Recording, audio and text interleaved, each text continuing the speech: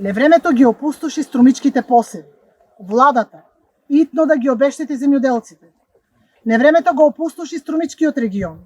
Илјадници декари, пластеници и посеви, домови и механизација, не само во населените места на општина Струмица, туку и во општините Босилово, Новосело и Василево се уништени.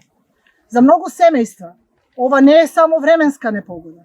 Ова е испуштена година, уништена екзистенција и неизвестна иднина. Земјоделците повторно се оставени сами, вообичаено за ВМРО. Локалната власт и ресорниот министер за земјоделство доцнат со реакциите. Допрва ќе правеле проценки. Го слушаме денеска министерот за земјоделство, веќе ја следел состојбата. Земјоделците имаат мака, немаат време за чекање. Потребна им е итна помош.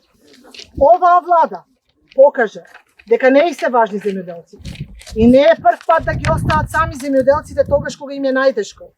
Ги оставија без конкретни мерки во сред криза, тогаш кога цените на репроматеријалите поради растот на цените на горивата се вивнаа до плафон. Ги скратија субвенциите на земјоделците, на терен се случува хаос, понижувачки откупни цени и несигурен пласман. Не ни треба нас невреме. Владата на ВМРО е најсилното невреме за земјоделците, како цунами го уништи и овој сектор. Само за подсетување, владите на СДСМ секогаш беа до земјоделците тогаш кога им требаше помош. Навремено се реагираше со обештетувањето од сите временски непогоди. Во 2018 година беше донесена одлука за дополнителна помош за покривање на загубите предизвикани од природни непогоди и неповолни климатски настани. Во 2022 година владата на СДСМ ги обештети земјоделците и тоа за претрпени штети од елементарни непогоди настанати во 2016, 2017 и 2018 година.